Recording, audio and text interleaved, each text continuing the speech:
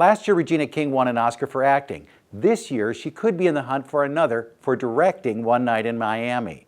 Based on a meeting that occurred in 1964, the night Cassius Clay became the heavyweight champion of the world, the film suggests what kind of conversations he, football pro Jim Brown, singer Sam Cooke, and civil rights leader Malcolm X had at a motel in Miami. Largely imagined, those discussions hit at the very heart of the black movement and what needed to be done for everyone to move ahead.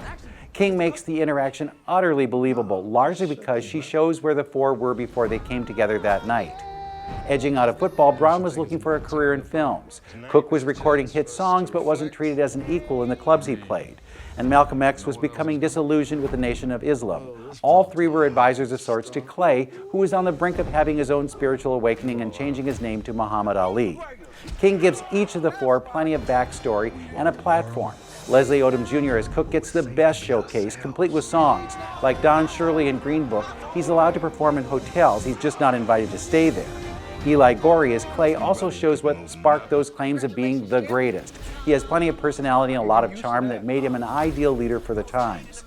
Kingsley Ben-Adir as Malcolm X and Aldous Hodge as Jim Brown have different paths, largely because they're at their own crossroads. The two had big moments before this night and became disillusioned. In Miami, they're looking for something more.